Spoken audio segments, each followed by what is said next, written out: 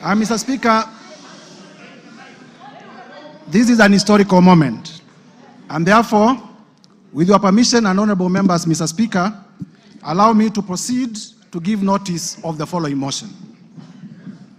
Mr. Speaker, sir, honorable members, I beg to give notice of the following special motion as follows. Mr. Speaker, pursuant to the provisions of Article 150, Sub-Article 1B, and Sub-Article 2 of the same, read together with Article 145 of the Constitution of Kenya that we passed in 2010, and as read together with our standing orders number 64 and 65 of the standing orders of the National Assembly, the Assembly of the Republic of Kenya.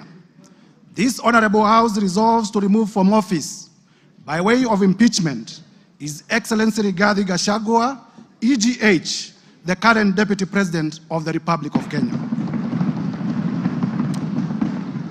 Mr. Speaker, sir, and honorable members, this special motion was lodged with the Clerk of the National Assembly on the 27th September 2024 and contains 11 grounds for impeachment. Mr. Speaker, in compliance with the law, as stated earlier, the grounds are concise, precise, are particularized in the motion, and this is a motion, and are supported by cogent, convincing, persuasive, evidentiary material in the nature of documents, affidavits, and electronic evidence. Mr. Speaker, I will also be presenting live witnesses, viva voce evidence, who will testify to corroborate the evidence that we have adduced in support of the grounds of impeachment.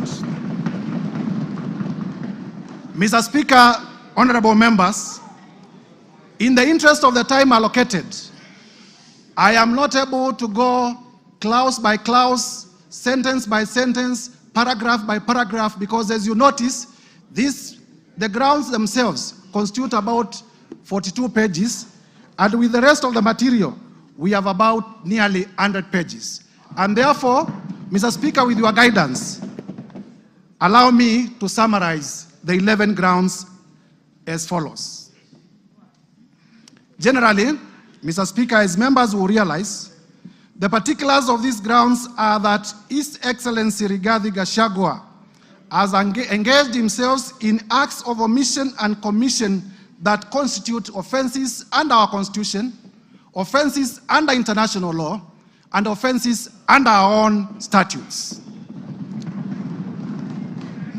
On ground one, Mr. Speaker, we will be demonstrating before this House that His Excellency Rigathi Gachagua has grossly violated Articles 10(2)(1)(a), 10(2)(b) and C, Articles 27(4), Article 73(1)(a) and 2(b), Article 75(1)(c), and Article 129, Sub-Article 2 of the Constitution of Kenya, as well as Articles 147(1), as read with Article 131(2)(c) and D of the Constitution of Kenya. And when the time comes, Mr. Speaker, I will be laying detail, article by article, to show the violations. On ground number two, Mr. Speaker and honorable members, at the opportune time, I will demonstrate to Kenyans that His Excellency Rigathi Gachagua has violated Article 147(1) of the Constitution and Article 152(1) of the Constitution of Kenya, the most progressive constitution in Africa. Mr. Speaker, on ground three, I will be demonstrating before this House to Kenyans and to the international community that His Excellency Rigathi Gachagua has violated Article 6(2) of the Constitution, Article 10(2)(a) of the Constitution, Article 174 of the Constitution, Article 186(1) of the Constitution, Article 189(1) of the Constitution, as well as the 4th schedule of the Constitution of Kenya. Mr. Speaker, this is the Constitution of the Republic of Kenya. It is not a mere document. It speaks to the soul of this nation. Underground 4, Mr. Speaker, I will demonstrate that His Excellency Rigathi Gachagua has violated Article 161 of the Constitution of Kenya. I will further demonstrate Underground 5 that His Excellency Rigathi Gachagua, the Deputy President, the current Deputy President of the Republic of Kenya, has grossly violated Article 3(1) as read together with Article 148(5)(a) of the Constitution. Underground 6, Mr. Speaker and honorable members, I will demonstrate that the Honorable Rigathi Gachagua has committed crimes under Section 13(1)(a) and 62 of the National Cohesion and Integration Act, the act that speaks to our nationhood, the act that speaks to our multi-ethnicity, the act that speaks to our society remaining together as a cohesive society. And I will demonstrate with videos, I will demonstrate with affidavits, I will demonstrate with documents that the man holding the office of the Deputy President has violated the same law that he swore to protect in his own oath of office. Underground 7, Mr. Speaker, I will demonstrate before this House that His Excellency Rigathi Gachagua has committed crimes under Sections 45(1), Section 46, Section 47(a)(3), Section 48(1) of the Anti-Corruption and Economic Crimes Act.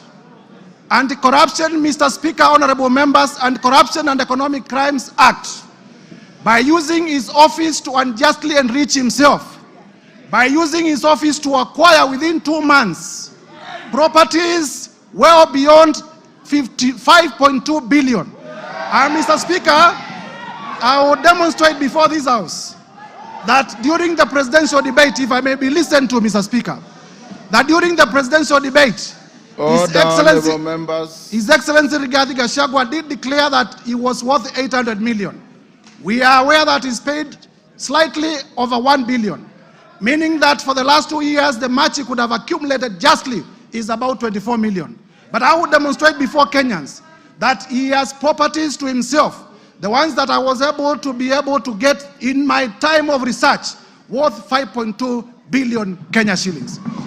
This is what we call unexplained assets, and we must lay the dragon of corruption from the highest office. Mr. Speaker, under the same ground, I will also be demonstrating, this is ground number 7, that His Excellency Rigathi Gachagua has violated Sections 2, 3, 4, and 7 of the Proceeds of Crime and Money Laundering Act. Mr. Speaker, you are aware that the Proceeds of Crime and Money Laundering Act is one of those laws pursuant to Section 2 of the Constitution of Kenya that we domesticated because of our international obligations about money laundering. And therefore, by proving the same, I will also be demonstrating before Kenyans that His Excellency Rigathi Gachagua has committed international crimes. Underground 8, Mr. Speaker, I will demonstrate that the Deputy President of the Republic of Kenya has committed crimes under Section 132 of the Penal Code and Section 29 of the Leadership and Integrity Act. And honorable members will realize that the Leadership and Integrity Act is the law that was enacted by this parliament, none other than this parliament, to give effect to Chapter 6 on leadership and integrity of the Constitution. Under ground 9, I will be able to show, and Mr. Speaker, when we get to this ground, the ground of gross misconduct, I will be able to speak to the House in a very clear manner as to what constitutes gross misconduct as interpreted by our own courts. And I will be able to show that the person of the Deputy President is a bully. The person of the Deputy President has been threatening public officials. The person of the Deputy President has carried himself in a manner that brings disrespect to the office that he holds, and therefore has grossly misconducted himself. Under ground 10, Mr. Speaker, I will also specifically demonstrate that the person of the Deputy President has committed the offense of gross misconduct in the manner of insubordination, insubordinating the presidency and the Kenyan state. the Kenyan state is our soul. And if you insubordinate the state, you are not worth being a state officer. Lastly, Mr. Speaker, Underground 11, with your permission, when the time comes, I will also demonstrate, honorable members, if we may be listened to, I will also demonstrate that specifically the Honorable Rigathi Gachagua has committed crimes of gross misconduct, as I had earlier alluded to, in terms of bullying and threatening public officers. Mr. Speaker, in compliance with the provisions of Articles 145(1) of the Constitution, as read together with the National Assembly Standing Order number 65, honorable members, if you may listen, this is important. A total, Mr. Speaker, a total of 291 members of this National Assembly have graciously appended their signatures in support of this motion. 291 members. Mr. Speaker, it will be remembered, Mr. Speaker, it will be remembered that at this stage of moving the motion, the requirement of the law is that the motion should be supported by 1/3, translating to about 117 members. However, Mr. Speaker, we have 291. I therefore wish to thank my colleague members of Parliament for supporting this motion to over 83%, way beyond the required threshold of two-thirds, which is 67%, that is required at the next stage of voting for this motion. So, Mr. Speaker, there are times when we used to say this is an open and shut case.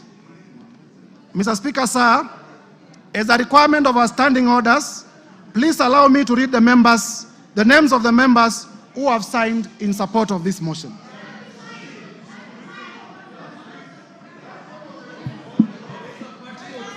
Order. Mr. Speaker, go ahead. Mr. Speaker, for purposes of completeness of the record, the standing orders require that the mover of the motion does read all the names of the members who are in support of the motion for openness. And I therefore read the name of the patriots, borrowing from Senior Peter Kaluma. Mr. Speaker, I began with myself. The Honorable Ekomas Mwengi Mutuse, yours truly. The Honorable Owen Baya. The Honorable Japheth Nyakundi. Matthias Robi. Kimani Ishungwa. Member for Kikuyu and Majority Leader.